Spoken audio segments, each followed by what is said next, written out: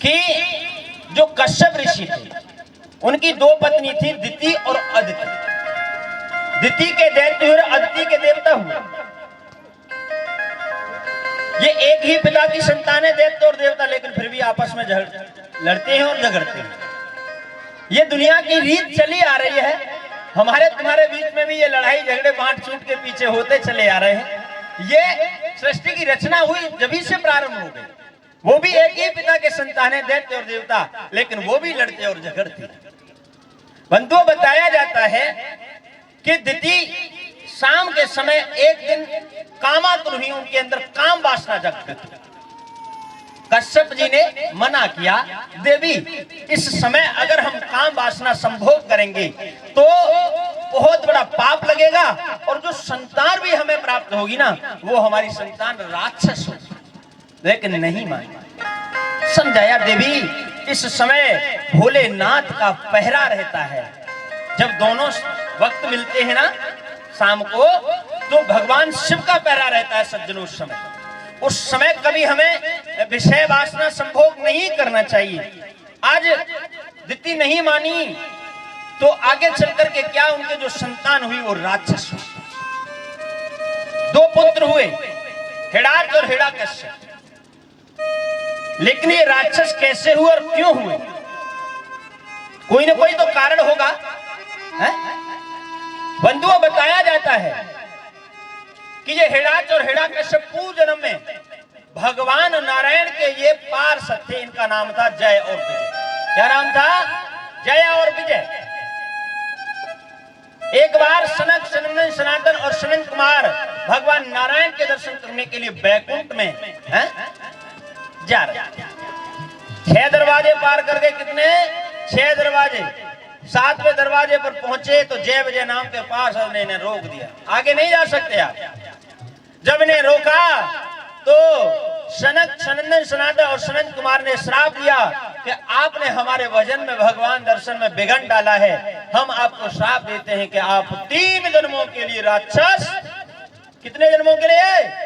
3 जन्मों के लिए राक्षस हो जाओ, जाओ मृत्यु लोक में। पहले जन्म में यही हिडाच हिरण्यकश्यप बने, दूसरे जन्म में यही साथियों यानी रावण और कुंभकर्ण बने, तीसरे जन्म में यही बंधुओं बताया जाता है दंतवक्र और शिशुपाल बने थे, जो भगवान श्री कृष्ण के द्वारा इनका उद्धार हुआ। राम अवतार के द्वारा राम और यानी रावण और कुंभकर्ण का उद्धार हुआ। और इस जन्म में बंधुओं बताया जाता है कि 12 अवतार धारण करके भगवान ने किसका? हिडाच का वध कर दिया। अब कौन रह गया है? हिरण्यकश्यप रह गया है, जो छोटा भाई है।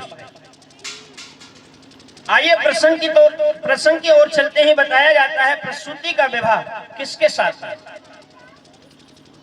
जो दक्ष प्रजापति थे, प्रजा के राजा, उनके साथ में बंधुओं बताया जाता है कि दक्ष प्रजापति का विवाह प्रसूति के साथ।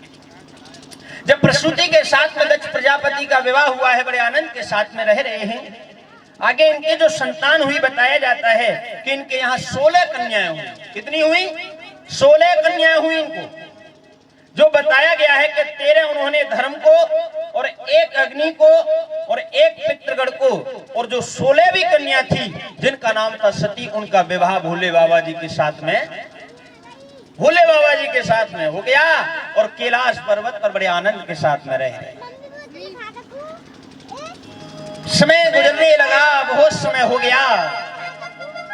सुखदेव जी कहते हैं, राजन प्रभु की लीला बड़ी ही अनंत है, क्योंकि भोलेनाथ बड़े ही सच्चे देव हैं। मरणम मंगलम अत्र सफलम जीवनम अत्र। बताया गया है बंधुओं, शिव जी ज्ञान के मुख्य देव हैं। शिव जी ज्ञान के मुख्य देव हैं। अगर आज भी आप काशी में जाकर के अपने शरीर का त्याग करते हो तो आज भी आपको मुक्ति प्राप्त हो, क्योंकि जो काशी है वो भगवान शिव की त्रिशूल पर बसी हुई है और नित्य निवास करते हैं भोलेनाथ उस काशी नगरी में। समय गुजरने लगा। एक दिन क्या होता है,